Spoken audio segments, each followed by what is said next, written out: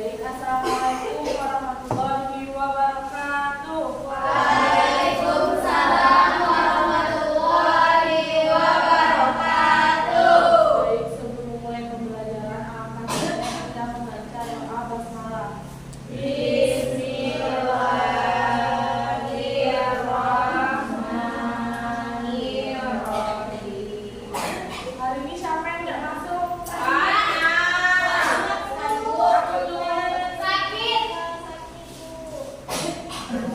Semoga cepat sembuh ya orang yang sakit. Mau mulai pembelajaran, ibu mau ngajak kalian nyanyi terlebih dahulu. Nyanyi tangannya.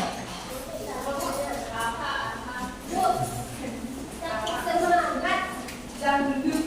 Bukan ya. Berdiri. Loh, coba ulang.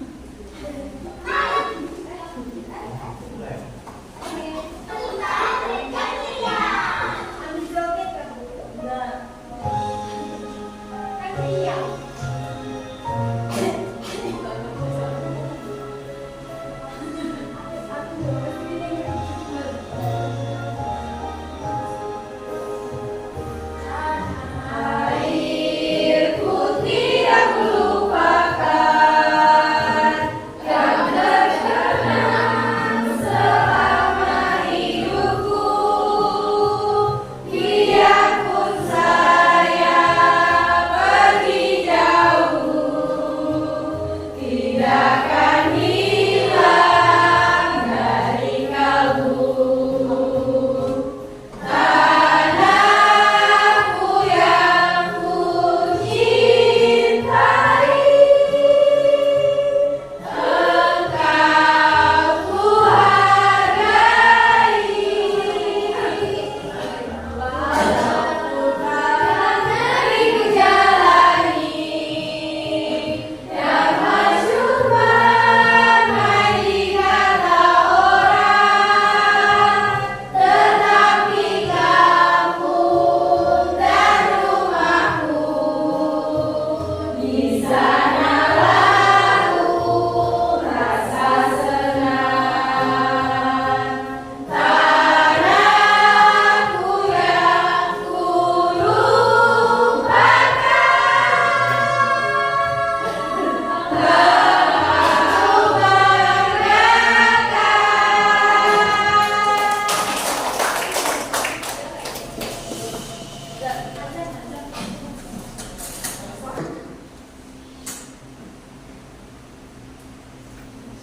Kita lanjut ya. Nah, hari ini kita belajar bahasa Indonesia tentang unsur-unsur cerita.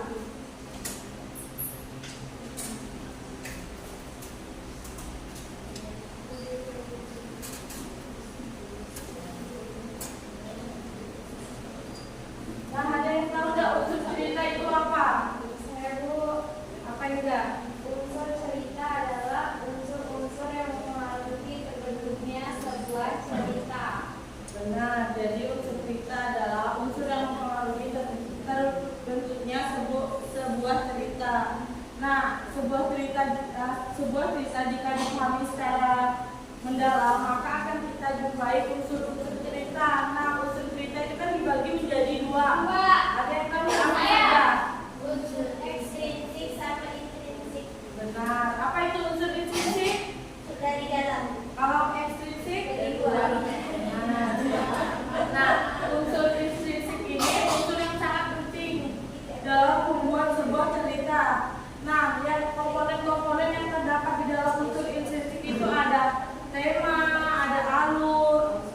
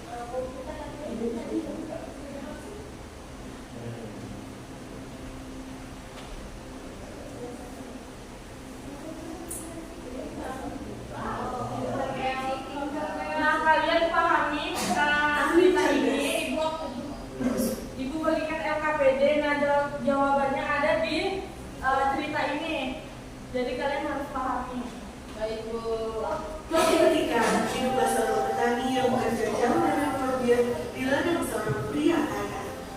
Di masa lalu, gerombolan bandit bersembunyi di gunungan tinggi di belakang dataran. Tetapi Kaisar telah mengirim tentaranya untuk menemukan dan mencari panen, dan semuanya itu aman dan tenang. Oh ya ampun, senjata lainnya. Kadang-kadang senjata tua dari pertempuran masa lalu dapat ditemukan di ladang. Ketika suatu hari dia memotong rumput, petani itu menemukan tas penuh emas. Apakah itu emas? Selama ini petani itu hanya melihat koin perak dalam hidupnya, dan dia sangat terkejut menemukan semua emas itu. Dan ketika dia mulai berjalan pulang, hari sudah gelap.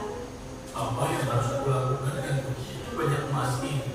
Dalam perjalanan pulang, petani memikirkan masalah yang bisa ditimbulkan oleh kekayaannya yang mendadak itu. Tapi bagaimana aku gunakan emas ini?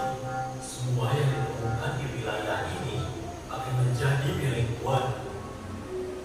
Secara hukum, si petani harus menyerahkan emas itu ke tuannya. Petani itu memutuskan bahwa jauh lebih adil baginya untuk menyimpan harta itu. Lagi pula Tuhan sudah punya banyak. Aku miskin dan aku lebih butuh uang ini. Jadi aku akan menyimpannya. Tapi Dia menyadari risiko yang akan terjadi kalau ada yang tahu tentang keberuntungannya. aku tidak boleh memberitahu siapapun tentang ini. Tetapi bagaimana dengan istriku? Dia tidak mungkin menutup mulut atau menyimpan rahasia. Dan begitu dia membuka mulutnya, aku akan dijebloskan ke penjara. Sekarang apa yang harus aku lakukan? Dia memikirkan masalah itu berulang-ulang sampai dia menemukan solusi. Dan dia menemukan. Jadi sebelum pulang, dia meninggalkan tas penuh emas itu di semak-semak di sebelah beberapa pohon pinus. Dan 2 hari kemudian, bukannya pergi bekerja, tapi dia malah pergi ke desa untuk membeli beberapa ikan bagus, beberapa donat, dan juga kelinci. Sore harinya dia pulang dan berkata kepada istrinya, Ambil keranjang rotanmu dan ikut denganku. Kemarin hujan dan kayunya penuh jamur. Kita harus mengambil sebelum orang lain melakukannya. "Jamur? Ayo pergi, cepatlah." Istrinya yang suka jamur mengambil keranjangnya dan mengikuti suaminya. Ketika mereka sampai di hutan, petani itu berlari ke arah istrinya sambil berteriak. Lihatlah, kita telah menemukan pohon donat. Dan dia menunjukkan pada istrinya cabang-cabang yang sebelumnya dia penuhi dengan donat. "Oh, ya ampun, donat di pohon." Ya, siapa kira? Pokoknya kau cari jamur di rumput di sebelah sana. Sang istri tercengang, tetapi dia bahkan lebih bingung lagi ketika alih-alih jamur, dia menemukan ikan trot di rumput.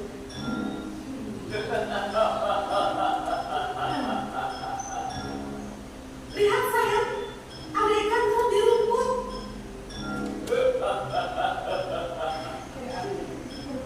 Hari ini adalah hari keberuntungan. Kali ini berkata bahwa setiap orang memiliki satu hari keberuntungan. Kita bahkan mungkin menemukan harta karun. Selain dari sifatnya yang lugu, dia juga mudah untuk diperdaya. Jadi dia mempercayai suaminya dan mengulanginya sambil melihat sekeliling. "Ini adalah hari keberuntungan kami. Ini adalah hari keberuntungan kami." Dan dia terus mencari ikan di rumput. Keranjang wanita itu penuh dengan ikan sekarang. Ketika dia dan suaminya mencapai tepi sungai, petani berlari di depannya, melihat ke semak-semak dan berkata, Kemarin aku melakukan jalan dan aku ingin memeriksa apakah aku sudah menangkap ikan atau tidak. beberapa menit kemudian, sang istri mendengar suara gembira sang suami. Lari dan lihat apa yang telah kutangkap. Sungguh keberuntungan yang luar biasa. Aku menangkap kelinci.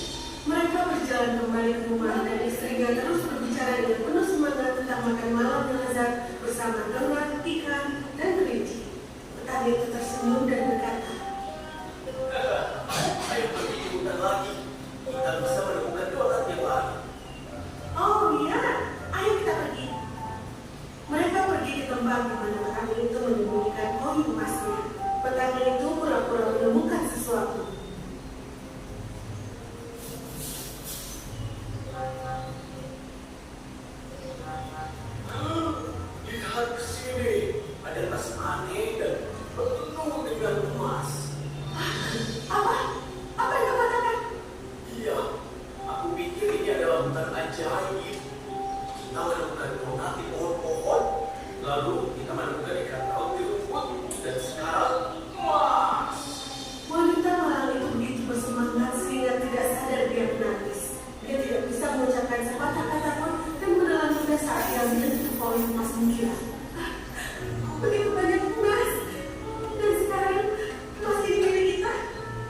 Iya, sayang.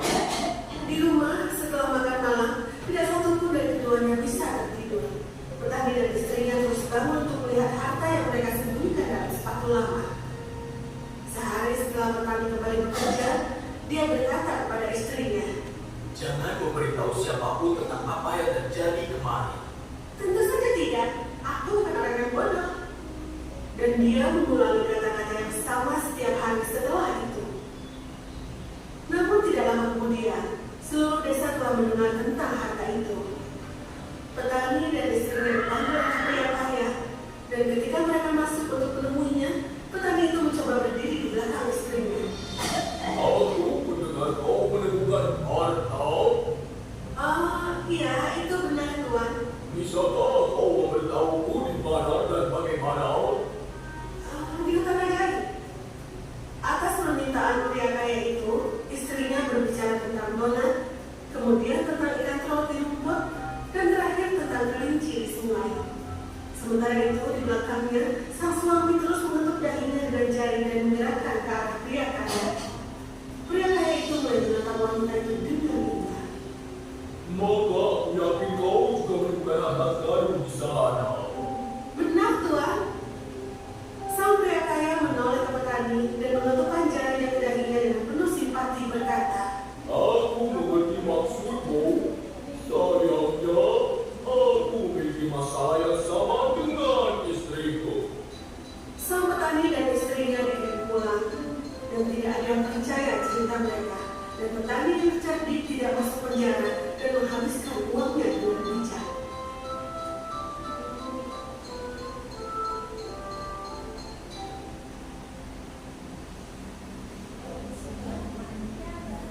Nah, udah dijawab semua belum? Pertanyaannya. Kalau udah, maju perwakilan satu orang dari kelompok 1, dari kelompok 2 1 orang.